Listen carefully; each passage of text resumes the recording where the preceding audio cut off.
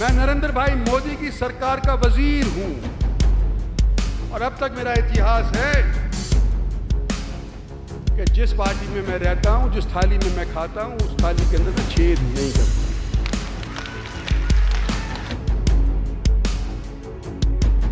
कुछ नहीं चाहिए, सिर्फ शहीदों को नमन करने के लिए आज के दिन स्टेज के ऊपर आया हूं।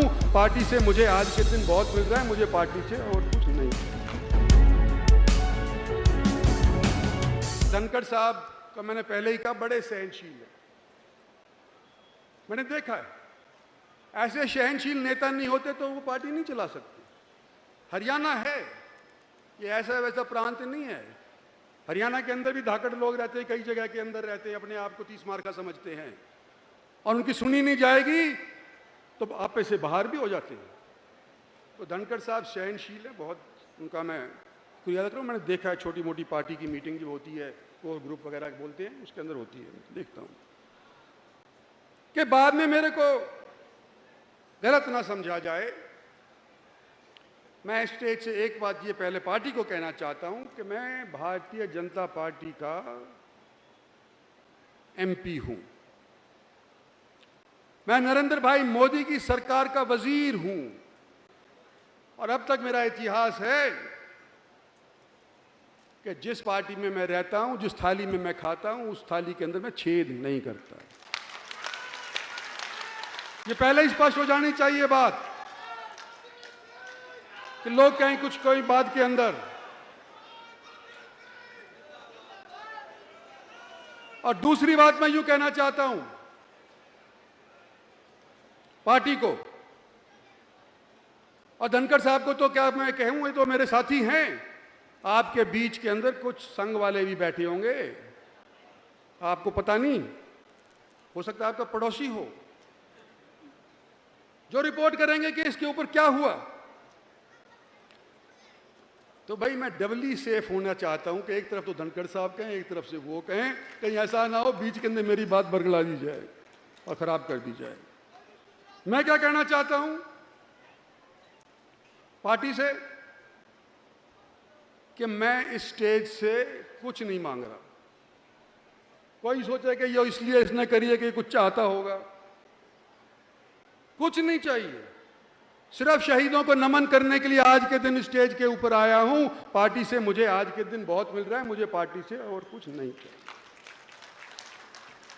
एक चीज के ऊपर मैं अड़ सकता हूं, वो मेरी इज्जत, मेरे साथियों की इज्जत, मेरे एरिया की इज्जत। ये नेगोशिएबल नहीं है। और राजनीतिक तौर के ऊपर अगर देखो, सन 14 के अंदर नरेंद्र भाई मोदी प्राइम मिनिस्टर बने, पहली बार अपनी मेजॉरिटी हरियाणा के अंदर भारतीय जनता पार्टी लेकर के आई अपने बलबूते पे। हरियाणा में 90 सीट हैं, हम 47 के ऊपर ही क्यों सीमित रह गए?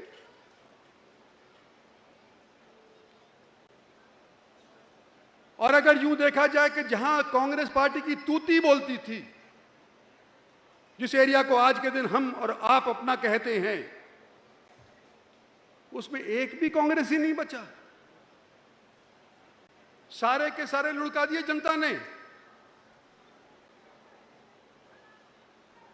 और भारतीय जनता के एमएलए को वहां पर स्थापित कर दिया। तो ये हमारा आपका मिलमा क्षेत्र है, जिसके सहयोग से और नरेंद्र भाई मोदी के आशीर्वाद से पहली बार सन 14 के अंदर ये सरकार हरियाणा के अंदर बीजेपी की बनी। और दूसरी बार पता नहीं कहां से नारा निकल आया, अब की बार 75 पार, अब की बार 75 पार। हम भी गफलत में मारे गए कि भाई 75 तो क्या ही 80 पहुंच जाएंगे, परिश्रम करने की जरूरत ही नहीं, घर बैठो जीत जाएंगे। तो भाई हम अहिरवाल से बाहर नहीं निकले, और नतीजा क्या हुआ कि अहीरवाल के अंदर भी जो 2-4 सीटें थी, पहली दिवाई थी, उनमें भी घाट हो गई। रेवाड़ी जैसी सीट जो हम जीत सके थे, भाई जयचंद ने हरा दी, हमारी पार्टी के लोग थे, उनको इनाम भी मिल गया।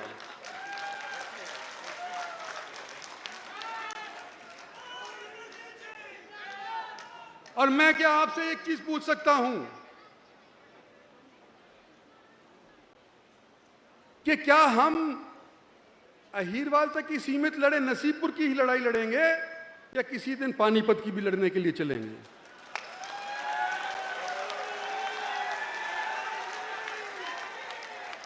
जो कहानी हम सोचे थे तो हुई नहीं, जो कह रहे थे करेंगे उनसे हुआ नहीं, तो हम उनका योगदान करने के लिए अहीरवाल से निकल के चलें कि नहीं चलें?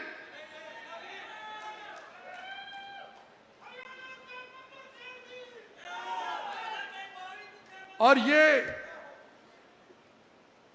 जो 2 सरकारों में हमारा योगदान है, नरेंद्र भाई का आशीर्वाद है, सरकारें बनी हैं, अभी 3 साल बकाए, 3.5 साल और बकाए हैं। एक सवाल और करना चाहता हूं कि जितनी हमने योगदान दिया, क्या उसका वाजिब इनाम हमारे को मिला? मैं नहीं पूछ, ये मैं आपके विवेक पे छोड़ता हूं, इसका जवाब नहीं चाहिए मेरे को, ये मैं आपके विवेक के ऊपर छोड़ता हूं। और मैं यूं कहना चाहता हूं, जैसे मेरी बेटी ने कहा, घर में देर है अंधेर नहीं, ऊपर वाले में।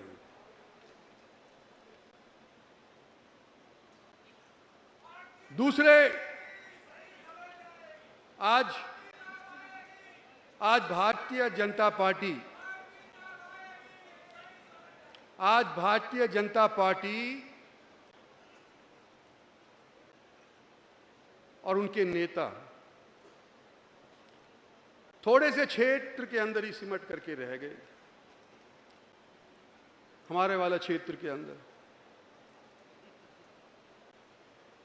और हम प्रयास करेंगे, जहां अही रेजिमेंट की करेंगे, वह मैं आपसे अभी से अनुरोध करता हूं कि हम मिल करके यूं कहें कि भाई किसानों से भी बात करो। बात नहीं बनेगी, करनी चाहिए।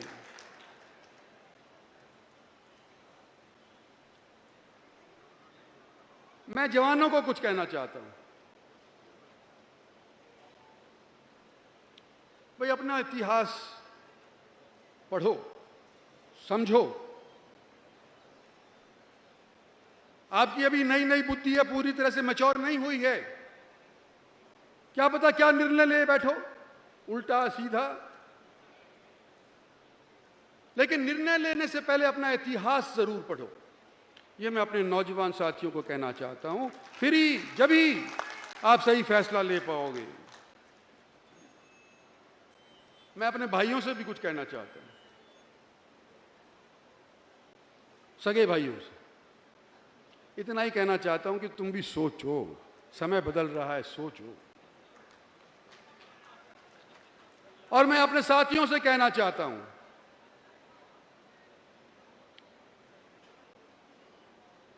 मैं जनता का सिपाही हूं, फौजी का बेटा हूं, और मैंने अपना ईमान नहीं खोया है अभी तक।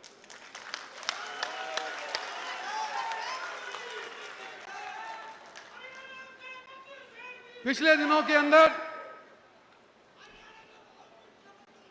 अहीर कॉलेज हमारा, मेरे बाप ने चलाया, मेरे दादा ने चलाया, उसका विवाद छिड़ गया। 90 साल की लीज खत्म होने जा रही थी, तो कुछ जमीन मालिकों से हमने खरीदी थी, उस पर विवाद छिड़ गया कि भाई सोसाइटी के नाम इंद्रजीत सिंह ने जमीन खरीद ली है और 30 साल के बाद ये बेच करके मुनाफा खाएगा। मैं 30 साल जीऊंगा? कोई सोचे। और मुझसे अपनी खुद की जमीन नहीं संभल रही, मैं दूसरी खरीद करके क्या करूंगा? मेरे पास अपनी बहुत है। और मैं आपको यूं कहना चाहता हूं कि प्रताप सिंह कैरों की निगाहें इस अहीर कॉलेज के ऊपर रही थी, मेरे बाप ने रोका। चौधरी बंसीलाल की निगाहें इस कॉलेज के ऊपर रही थी, मेरे बाप ने रोका। हमारी पार्टी के कुछ नेता थे, उनकी निगाहें इसके ऊपर थी कि इसका सरकारीकरण हो जाए। गवर्नर को जाकर के चिट्ठी दिए थे, किसी ने उसको पार्टी से नहीं निकाला, मैंने रोका। और जो मैं रोकता आया हूं या मेरा बाप रोकता है, जिस संस्था को अहीर कॉलेज कहते हैं, क्या उसको लिए जमीन मैं बेचने के लिए खरीदूंगा? अपनी बेच लूंगा, मेरे तो 2 पीढ़ी आगे तक चल जाएगा काम। आपको विश्वास दिलाता हूं स्टेज के ऊपर से और सामने वाले ऊपर वाले की मौजूदगी के अंदर, शहीदों की रूह के सामने, कि इसके अंदर रत्ती भर का भी करप्शन नहीं हुआ है।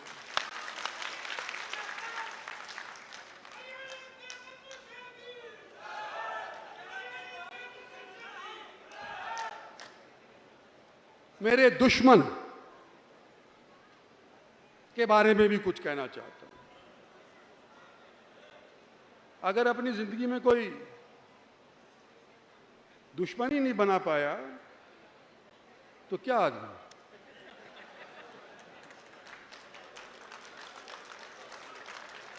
मैं अपने दुश्मन को धन्यवाद करना चाहता हूं। सार्वजनिक तौर के ऊपर कि मैं सोच रहा था कि भाई 70 साल का हो लिया, बतेरा 40 साल लोगों की सेवा कर ली, कुछ लोगों ने की मानी, कुछ पार्टी ने की मानी, कुछ अपनी कही, कुछ नहीं मानी गई, बहुत हो लिया, रिटायर हो जियो, सोच लो। लेकिन मेरे को दे चोभे, दे गुस्से कि इंद्रजीत सिंह तो रिटायर होने वाला है, दे लो, रगड़ दो, रौन दो इसने। और मैं अपना मन जो ढुलमुल था कि रिटायर हूं या ना रिटायर हूं, पक्का हो गया, मैं रिटायर नहीं होऊंगा।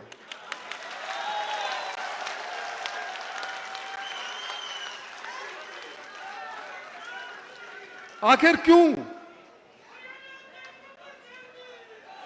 आखिर मैं रिटायर क्यों हूं?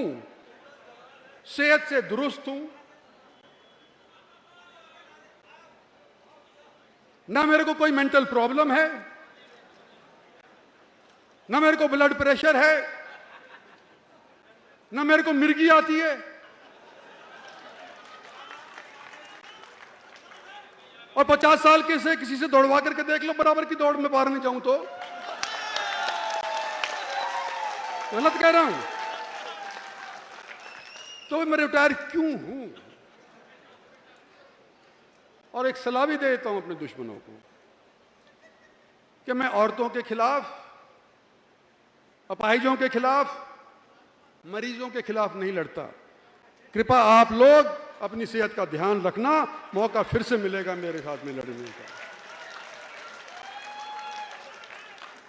3 साल बचे हैं अभी इलेक्शन के अंदर, विधानसभा के 3.5 साल बचे हैं। सेहत का ध्यान उनको रखना चाहिए, जब भी तो मजा आएगा अगर कोई लड़ाई होगी तो। और अगर आप हरा देते हैं तो बेशक तांडव कर लेना, लेकिन आज थोड़ी जल्दबाजी है, आज तांडव करने का समय नहीं है। और मैं खत्म करना चाहता हूं एक शेर से।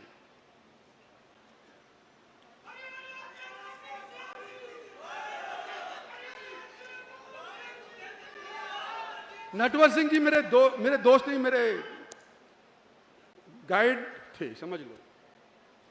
भरतपुर के शाही खानदान से रिश्ता रखते थे। और जब मैं पहली बार मंत्री बना, विदेश राज्य मंत्री बना, तो वो बड़े मंत्री थे। मेरे घर भी आए, गिर भी गए, चोट भी लगी, टांका भी लगा। बड़े नेक इंसान, पढ़े लिखे जाट।